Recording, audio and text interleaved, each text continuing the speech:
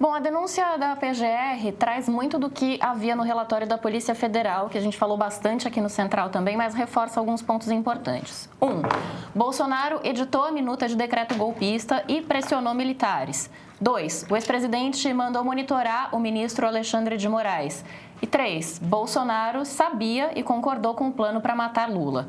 Esses dois últimos pontos se baseiam, além do relatório da PF, no depoimento prestado depois da divulgação pelo ajudante de ordens do ex-presidente Mauro Cid, que teve o sigilo quebrado agora há pouco pelo ministro Alexandre de Moraes.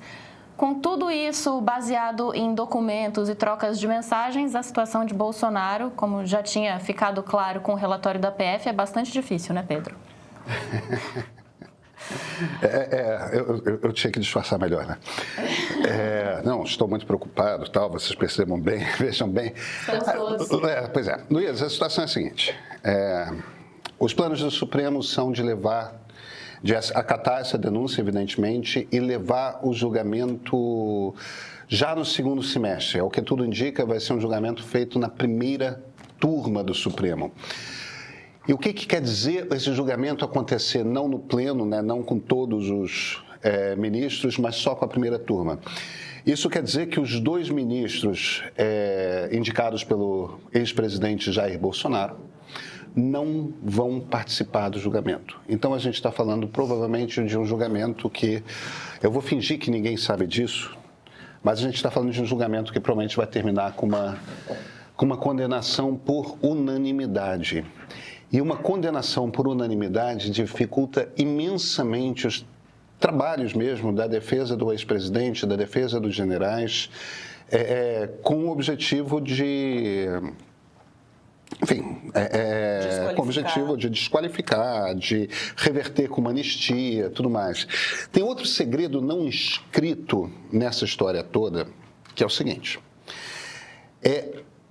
Embora boa parte da direita no Congresso precise fazer esse papel assim de... como dizer, não, queremos anistia, uma injustiça feita com o presidente Jair Bolsonaro, etc. Olha, para uma quantidade imensa de pessoas na direita do Congresso Nacional, Bolsonaro preso é bom. É bom porque, primeiro, você tem um mártir que está sendo blá, blá, blá, blá. Quer dizer, serve a retórica política. Bolsonaro enche o saco de todo mundo. Bolsonaro é autoritário, Bolsonaro atrapalha, Bolsonaro ameaça porque ele te apoia um dia e te mete uma facada nas costas no dia seguinte e tudo mais. A verdade é que, mesmo quando a gente fala de Tarcísio de Freitas e Romeu Zema, os governadores de São Paulo e de Minas Gerais, que seriam os mais próximos do bolsonarismo, os que de fato devem suas eleições ao movimento bolsonarista, no caso do Tarcísio, do próprio... a sua própria eleição, né? A sua carreira política existe só por causa de Jair Bolsonaro. Mesmo no caso dos dois, a ideia de ter Bolsonaro longe é boa, entendeu? Ninguém está insatisfeito com isso. E tudo isso posto, quando a gente vai falar de política, eu vou dizer uma coisa aqui que eu acho que talvez seja até polêmica com quem está nos assistindo. Eu acho menos importante a prisão de Bolsonaro do que a prisão de uma penca de generais 4 estrelas. Eu acho que isso, para o Brasil, para a história do Brasil, é algo que vai ter muito mais impacto futuro. Pelo poder didático? Pelo poder didático. A gente tem uma história de avanço das Forças Armadas, principalmente do Exército, sobre a política brasileira, que começa na Guerra do Paraguai, que no século XX, em essência, se tornou uma licença, a partir do finalzinho do século XIX, né? Se tornou uma licença das Forças Armadas de darem repetidos golpes de Estado. Nem todos os golpes de Estado deram certo, muitas tentativas de golpe de Estado se fracassaram, como essa de 2022, e, no entanto, sempre terminam com impunidade. Você teve uma tentativa de algum tipo de punição, que é muito frágil, depois a gente entra nesse detalhe, em 1922, mas foi um único detalhe. Então, ter um bando, ter 3, 4, 5 generais 4 estrelas presos por tentativa de golpe de Estado é um sinal muito claro para a elite das Forças Armadas, dizendo: poder tentar dar um golpe de Estado, pode. Mas se não der certo, a pena a cumprir é passar o resto da vida na cadeia. Tem um preço. Tem um preço. Precisa ter um preço. Vou abrir aqui para o nosso convidado, estender, na verdade, essa primeira pergunta a respeito da condição do Bolsonaro diante desse processo todo. E queria chamar aqui o professor de Direito Penal da UERJ, Davi Tangerino, que está com a gente hoje, para tentar analisar todos os aspectos aí dessa denúncia. Professor, boa tarde. Boa tarde. Qual é a sua avaliação da condição do ex-presidente e dos demais denunciados diante desses documentos todos que já estavam ali no relatório da Polícia Federal e que voltam a aparecer na denúncia? Olha, é uma denúncia sólida, bem construída. Acho que o professor Gonê teve um cuidado, inclusive de linguagem, embora tenha dado recados firmes, né? Na época, depois arrefeceu, talvez até longe demais, mas isso é outra conversa, das grandes operações, havia denúncias de 300, 400, 500 páginas, uma super encheção de linguiça, né? Aqui a gente tem uma denúncia longa, porque os fatos são vários, os réus são vários, mas que relata, na minha opinião, de maneira coerente, sistemática e bem costurada, o mínimo necessário para o oferecimento de uma denúncia. E eu estou insistindo muito nisso, no mínimo necessário, porque se nós pensarmos no processo penal como uma esteira de avião, de aeroporto, né? Você precisa de alguma coisa para começar a investigar, aquilo ganhar corpo, você precisa de alguma coisa maior para oferecer uma denúncia, e aí, até então, o olhar é bastante, digamos, enviesado pela ótica da acusação, por mais que em tese a investigação seja do fato em geral, a tradição é que seja pela ótica da acusação. Recebida a denúncia, então a defesa vai poder efetivamente participar, produzir provas e tal. E aí o sarrafo atinge o seu ápice, né? Ou seja, é preciso ter prova convincente, contundente, né? E os fatos imputados não podem mais mudar. Então, voltando à sua pergunta original, sem me estender muito. Os fatos estão claramente narrados, o indício probatório mínimo para fins de denúncia é convincente, né? A linguagem foi dura em determinados trechos, mas não foi midiática, não foi espetaculosa como já foi no passado, de modo que eu acho que o professor Gonê entrega um trabalho correto, digno, e que apoia, que confirma o que nós já vínhamos vendo e a imprensa vinha noticiando. Isso não quer dizer que eu concorde com tudo que está lá, mas isso é outra conversa. Professor, quero aproveitar isso que você está apontando, que ali está escrito minimamente o que se precisa para apresentar uma denúncia.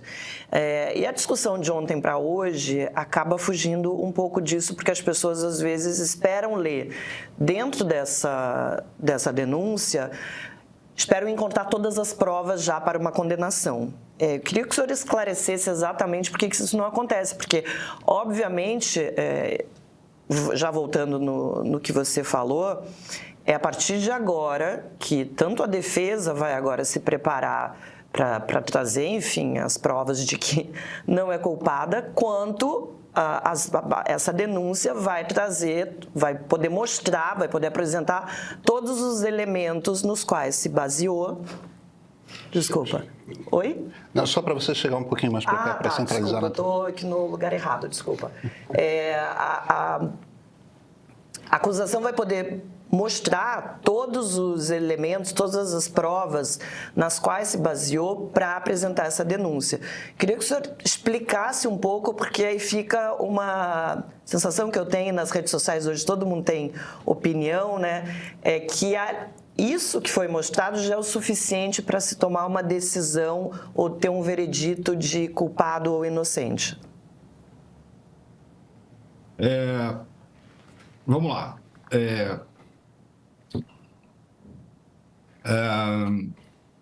Toda a prova no Brasil, toda a prova da acusação tem que estar lá já. Ou seja, não pode surgir nenhuma prova nova. Né? Mas o que é a denúncia? Né? Fazendo um exercício absurdo, a opção extrema seria dizer: Supremo, tá toda aí a prova, ó. Bom, isso, prova do quê? Qual é o fato? Qual é a narrativa? Então, a denúncia, como eu gosto de ensinar para os meus alunos, ela é uma proposta de acusação. Uma proposta para o judiciário.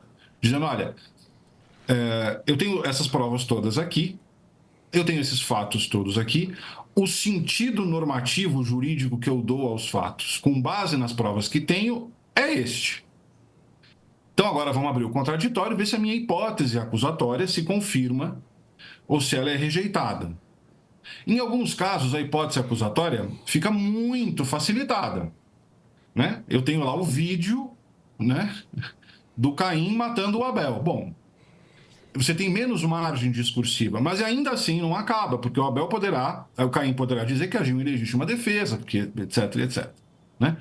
Então, o processo penal, como qualquer outro processo, ele é um jogo argumentativo em busca do convencimento dos juízes da hipótese mais provável, apenas que no processo penal nós temos uma regra de mitigação.